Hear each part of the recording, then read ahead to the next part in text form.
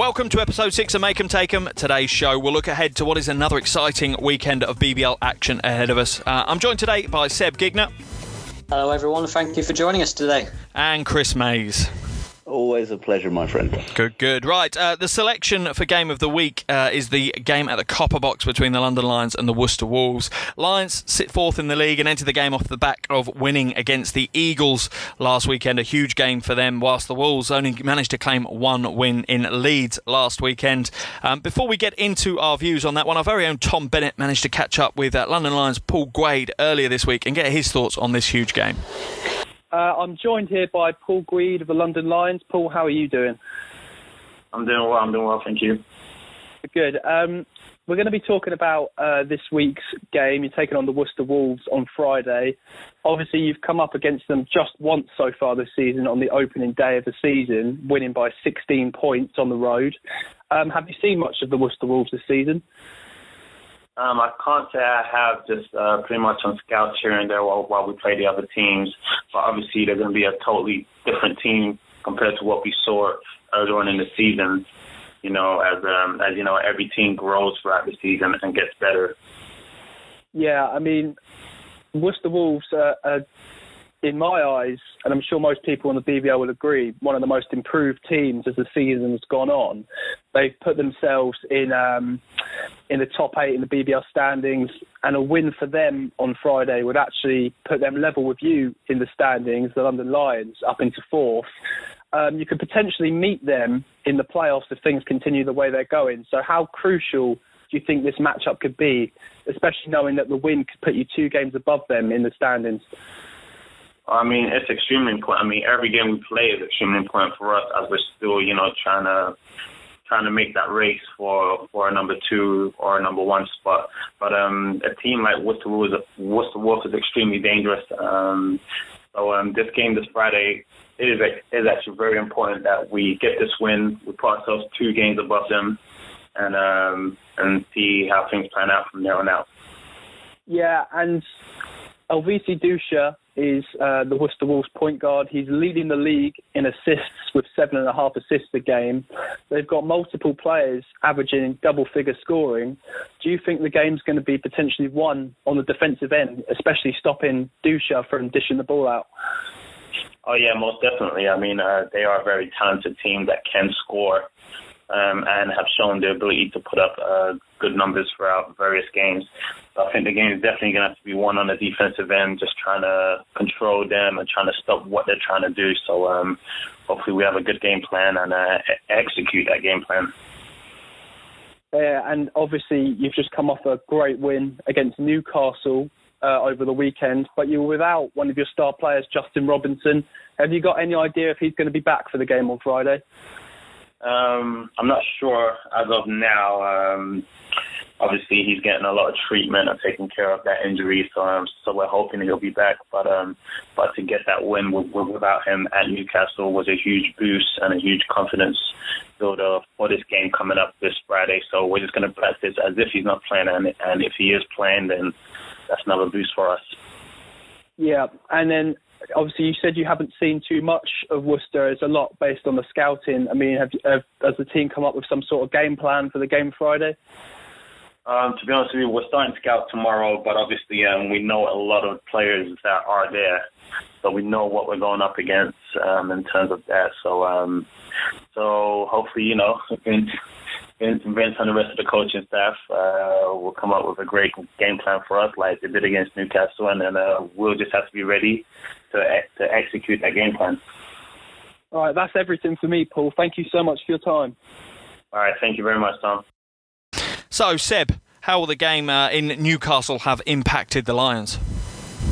Well, it gives them a boost, doesn't it? If they showed a couple of weeks ago that they can bounce back from that frustrating defeat against Bristol and then come back and beat Newcastle like that, I think it sort of shows what this Vince McCauley-led London Lions team is capable of. And I think this weekend now, even though it is at home, it's going to be a tough one facing Worcester. It's going to be really tough because Worcester have shown what they're about in the last week or so, even with the loss in the cup final and to Leicester. Worcester desperately want to win a game, so I can't really see which way this one's going to go. But I think if it's going to go anywhere, it's probably going to go to London because of how well guys like Brandon Peel play at the Copper Box. They really step up their game, and I think he could be the difference maker in this one. Yeah, I think it is going to come down to those really small differences. Chris, games like this, they're so important for both these teams. Where do you think the biggest battles are going to take place? I think the biggest battles are going to be in the forward position. I mean, we can see it again. You've got to keep Peel off the boards and stop attacking. Gilchrist can also make an impact. Plus, if Robinson plays, there's a good duel at the point guard spot with him and Dusha coming back, and with Beeman scoring as well. It could be, but Parrish as well. He's got a very, very good individual set, which he can trouble the 3 men at London. So I don't know. This one's a tough one to call for sure. It will definitely be within the balance, but at the moment, London seem to be the team that are moving forward quite well. Yeah, I think it's such a close one. I agree with you. I think it's a great advert for British basketball and for young domestic talent when you see probably the two of the best British point guards in the game, in the BBL playing against each other. Hopefully Robinson's going to be fit for the neutral fan, let alone the London Lions fans. That's still touch and go, so we don't know whether he's going to be back in time. But yeah, the battle in the paint's going to be impressive. If Baczynski's back from injury, going up against the likes of Dixon and Peel, there's going to be a real battle within the paint on that one. So Seb, you said you think London are going to sneak this one. How many do you think they're going to sneak it by? Well, I think they'll sneak it by about 5 points. I've really sort of rallied behind Worcester recently. I'd say they're going to win this game. I think Brandon Peel's going to have a fantastic game, and London are just going to edge this one. Okay, Chris, what about you? Who's leaving with the big W and by how many? I think London are going to take it, but however, with Worcester, if they're able to play at pace and be able to share the ball a bit more, I think they've actually got a chance, but I think London by 5. Okay, so for me, that's going to be an interesting one. Again, I'm very similar to you guys. I've actually got London by 3 points on that one. I think it's going to be such a close game, and that's why we've made it Game of the Week, a really, really exciting one to get our teeth into. But next up is probably a similar level of interest, but for a very different reason. It's the basement battle between the Manchester Giants and the Leeds Force. These teams sit in 11th and 12th in the league respectively. A huge game for both these clubs and their fans. For those who can't make it to Manchester, you can catch it all on the BBC website. Chris, winner of this one takes a massive step to not finishing the season on the foot of the table. How much will that be on the players' minds, do you think? I think it will be heavily on the players' minds. It's always great to win, and I really think both teams are fully impacted. You can see that they made the changes, Leeds, at the right time to bring in for this game, get them in a week early, get them to play against a tough competition within Worcester last week. But hey, they've got a resurgence of power coming into this game, Leeds, and the new guys coming into Manchester as well. It makes it very intriguing going into this basement battle. Yeah, it's definitely going to be an interesting one and so much to play for. So, Seb, what do you think are going to be the keys in this game, though? Well, I think the keys are going to be, firstly, it's going to be the new signings for both teams. Who's going to fare the best? Which of the new signings for each team are going to gel first and make that impact? I really do think that Gazman Sinani for Leeds Force can have a huge impact. It goes a long way to stopping someone like David Kadiri, which Leeds Force couldn't do last time against the Manchester Giants. They might be able to do it this time with the big men in there to defend. I don't know. I think the keys are going to be whether Callum Jones can keep up his sustained scoring for 40 minutes, who knows. But for Leeds, they know this is the biggest game of the season. For Manchester, it's probably the same. I think this sort of comes down to those individual battles, who's got the best players, and I think it could go either way. I think it's going to be a really close one. Yeah, I think it's going to be a really tough one to call, but I am going to ask you to make that call. Chris, who's winning this one and by how much? Resurgence of the new side with new signing, extra toughness, Leeds by 5. Okay, and what about you, Seb? How you see this one? I can't go against Leeds Force here, can I? I have to say Leeds Force, and I really want to because I think they're going to win this game. I think Leeds are going to win it by 10 points. Okay, I actually agree with you guys. I think Force are going to win it, but last week I would have said the other way. I think without the new signings and the increase in their size in the front court, I think Manchester would have just completely run all over them. However, I think those new signings will make the difference. I've got this one down for Force by 8. Different kind of battle up next as the Phoenix return to the site of their buzzer-beating quarter-final cup win. They go up to the northeast to take on the Eagles in the league. Seb, last second loss be on the minds of the Eagles players last time they faced the Phoenix? Oh, definitely for Newcastle. I think because they've had that problem this season with a couple of losses that they shouldn't have. That's going to be playing on the minds of the guys like Jason Page. And I think the key in this game really is Orlan Jackman. He came in against Newcastle and he did such a good job. He's coming off winning the BBL Cup. He knows a lot about this Newcastle team as a former player, of course, and I think that might make a bit of a difference. But Cheshire, can they stop Sarr Nimley and Jason Page defensively? Well, they've done it once before. Who says they can't do it again? It's going to be another close game, I think, but I've learned my lesson from picking against Newcastle. So for this game, I think that sheer quality does come through, and I think Newcastle are just going to edge this one. Okay, so what about you, Chris? You know, the Newcastle roster is good, but how good do you think it is, and what do you expect to see from them in this game? You expect more from the Williams brothers this game, going forward from, the last. Something's got to stop this rut at home. They can't just rely on Page. Nimby's got to get up in there, but also with the balance that Cheshire have and understanding that they've really got to bounce back now because that playoff spot is slipping away from them. They can really think about taking advantage with maybe team ball and, like Seb says, the want of Jackman to play against his old team. I think it's going to be a very tough night for Newcastle because there is a slight problem with that team. It's just not functioning quite well. A couple of players are playing not the way they need to be playing. So Cheshire take the advantage within their advantage of sharing the ball and playing some team basketball with a low rotational squad, or it could be a long night for Newcastle. Okay, Seb, you've already said that you think Eagles are going to walk away with this one. What do you think the spread's going to be, though? I think it's going to be within 5 points for the first three quarters, and then that quality of the Newcastle team behind the home fans comes through. I think Newcastle are going to end up winning this one by 10 points. And what about you, Chris? Where's your money? I can see Newcastle probably stimping out to a quick lead, but Gettys or Jackman are going to try and pull it back, and I can see them rounding them out with maybe a 3-point win. What, the Eagles or Cheshire? No, for Cheshire. Oh, okay. So we've got a split there. So we've got Chris going for Cheshire, Seb going for Newcastle. I actually think that Cheshire is still going to have a hangover from the BBL Cup final. I think it's going to take them a few games to get that out of their system and their minds back on where they need to be for that playoff place. So for me, I think the Eagles are just too strong. I think they'll walk away with an 8-point win in this one. So another interesting game on Friday is the DBL Sharks Sheffield taking on the Leicester Riders at the EIS in Sheffield. Riders, top of the league, and they look like they've brought together yet another formidable team this season. But Sheffield, they do have some quality in their ranks also. Chris, who are the keys within that Sheffield roster, and how do you think they're going to get the win here?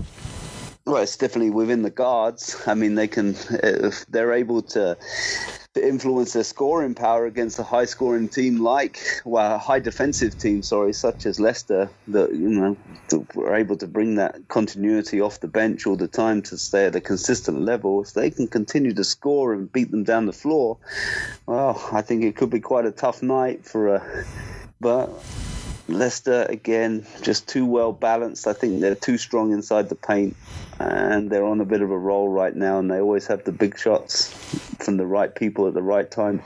Yeah, it's going to be a close one again, I think. For me, these two teams kind of match up quite well. Leicester, obviously, best team in the league, but when you look at the rosters and how they go against each other, you can see some clear battles. So I think this is going to be a really close one. Seb, what about you? Who's most impressed you for Leicester so far this season? Well, I've spoken about him glowingly quite a lot, haven't I? But I can't really not do so here as well. Tyler Bernardini, he hits big shots when he needs to. He's the man that everyone looks to, and he seems to be on his game, I'd say, overall at the minute, probably playing as the best player in the league. And I don't think even Sheffield's depth offensively is going to get anywhere near Leicester in this game. Sheffield they're a good team, but as they show, they're not up to quite the standard of Leicester losing to Plymouth. I think Leicester will probably end up winning this one by a decent amount, and it's going to be guys like Holder, it's going to be guys like Bernardini who are going to turn up and do the job again. Go on then, put your money on the line, Seb. What's your actual spread? How many are they going to walk away with? I think Leicester are going to win this game pretty convincingly, which I think might be some might say it's going to be a close game, but I think Leicester are going to win this one by 17 points. Wow, that's a big call. What about you, Chris? I don't think it's an easy one. Who you got for this? That is a big call as well. I got Leicester. I think I think at the end of the day, they're just too strong defensively and will be able to slow down the Sheffield Sharks game and maybe neutralise with the pick and roll options that they have. So I'm going to go Leicester, not by so many, but +7. Yeah, I've actually got Leicester +5 on this one. For me, this is a last-minute decider. I think Sheffield would have had a bit of a wake-up call with their trip to Plymouth. They'll be ready to fight back at home. I just think, it's going to be an interesting one. I think it'll be close all the way through, but I think Leicester's quality and their experience in the clutch will play dividends, and they'll come out by 5-point winners in that one. Saturday, we only have one game on the cards, and that's Bristol Flyers against the Glasgow Rocks. Flyers been inconsistent recently, but on their day, they run with most teams in the league. Glasgow have a strong roster, and they're also able to scare the big teams in the league. Seb, who are the key players within this one? Well, it's an interesting one, isn't it? I think the key players from Glasgow's perspective, you could say anyone, really. I think they're one of the most in-depth teams in the league. You've got guys like Ali Fraser coming out to play so well. You've got guys like Kieran Achari. You've got guys like Gareth Murray, Kofi Josephs. It goes on. The list goes on. And I think this Glasgow team is going to be a real threat this season. And I think they're starting to turn the wick up ever so slightly as the weeks go by. And I think they're going to keep winning games. And I'd say that at the minute they're really my picks to challenge probably towards the top of the league come playoff time. But yeah, I'd say my key players for this game are simply going to be guys like Ali Fraser and Kofi Josephs and how much of an impact they can make. Okay, Chris, Rocks, as Seb said, clearly going to be favourites for this one. But what do the Flyers need to do to upset that form book?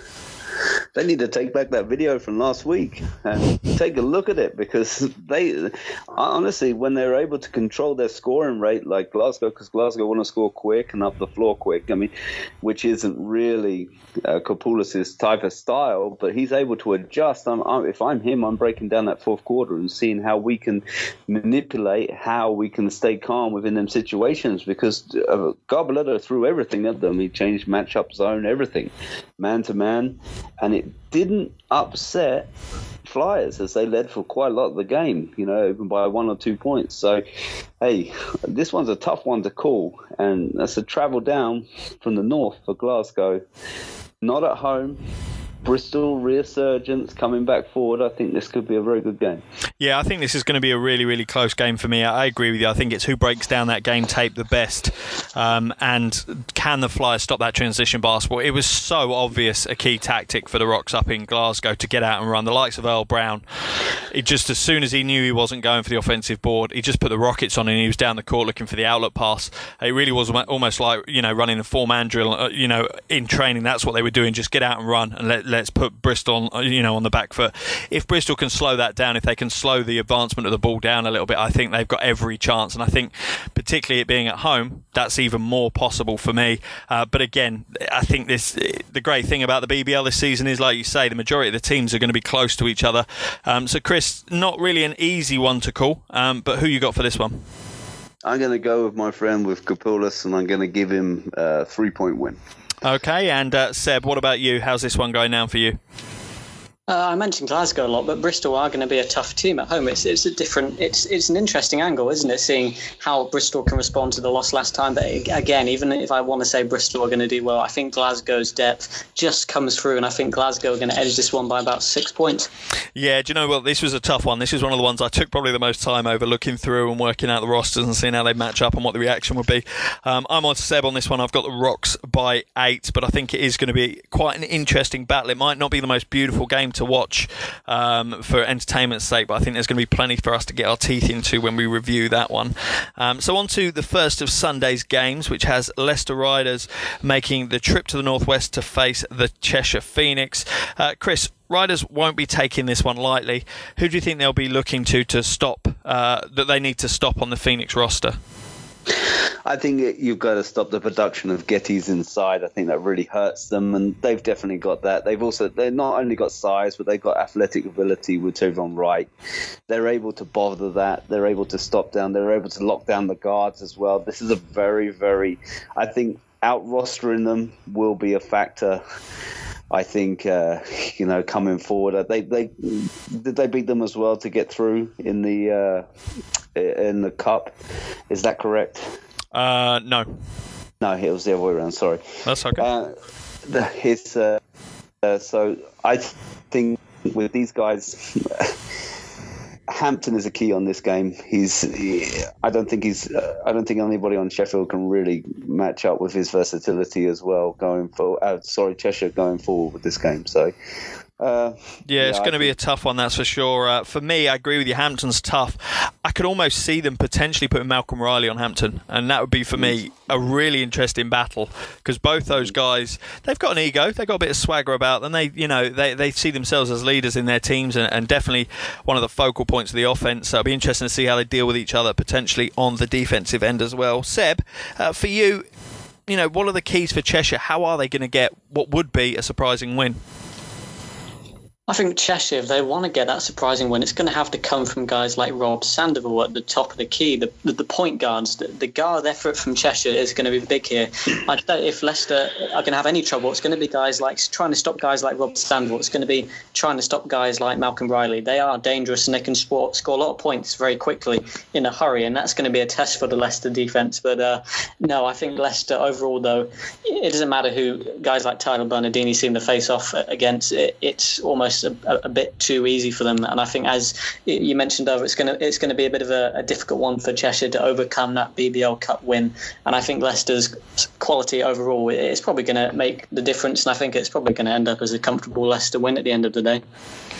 Yeah, I think I don't think it's going to be a comfortable Leicester win. I think I've got this down as going to be a Leicester win, but I think it's going to be close. I kind of would like to see Leicester get upset sometime soon and pick up a loss. I think it would make it a lot more interesting for the league as a whole and as a neutral. I think this is going to be a 3-point Riders win. Seb, you're saying you think it's going to be a Leicester win quite comfortably. What do you think the spread's going to be? I don't think it's going to be as big as the Sheffield one, but I still say it's going to be pretty easy. I'd say it's going to be about 13-point Leicester win. Okay, and what about you, Chris? Do you think Leicester still going to be on track for the title, or can Phoenix grab that one? I think Leicester will still be on track for the title if they win or not. It depends on Gettys and Jackman again. I might even go, I've had a long think about this one as well. Cheshire at home. I'm going to upset the books and go with a 2-point win for Cheshire. Wow, there's the big one. There's the big prediction of the podcast. I'm going to put my neck out with this one. He's gone for it. To be honest, the Cheshire facility is intimidating. It's those god-awful vuvuzelas that just burst your eardrums every time you're in there.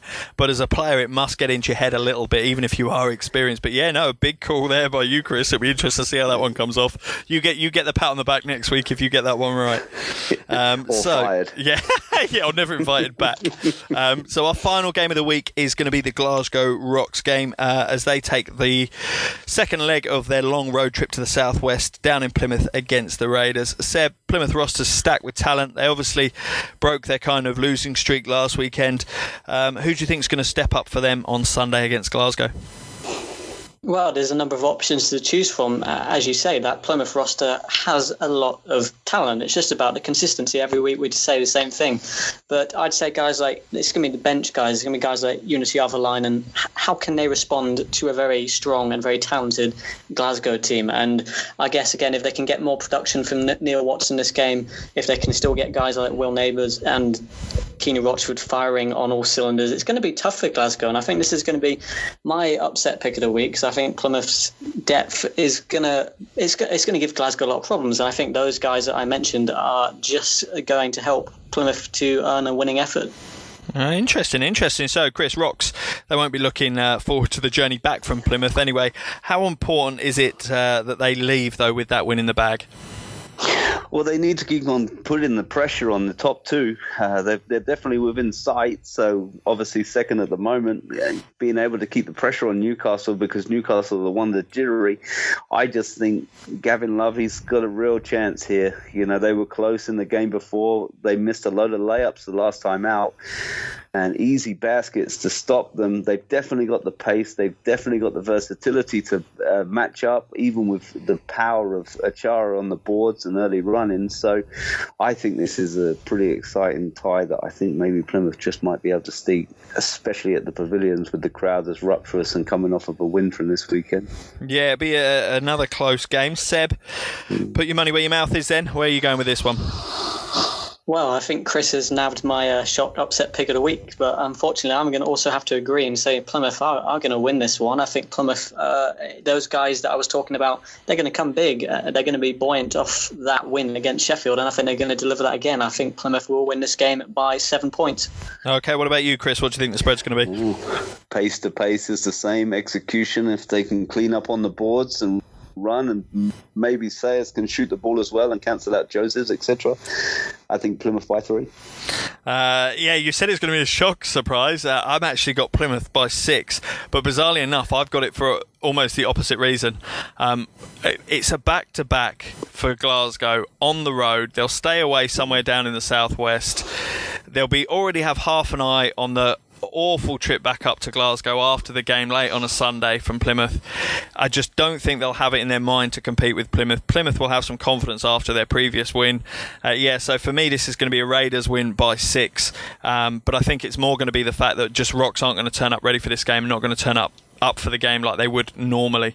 So that's, all three of us going for what would, I imagine, go against what the bookies say as well. Interesting. So that's the final game for us to go through, and that wraps it up for today's episode of Make 'em Take 'em. Just want to thank Seb and Chris for joining me. No problem. Great for having me. Thank you very much, guys. I hope you guys at home have enjoyed this episode. If you did, make sure you give us a rating and a review wherever you get your podcasts. Also, make sure you share Make 'em Take 'em on all your social media channels. We'll be back on Tuesday with episode 7, where we'll look back at these games that we've reviewed for you today. So make sure you tune into that one. Until then, I will leave you with the wise words of Phil Jackson. If you meet Buddha in the lane, feed him the ball. See you soon.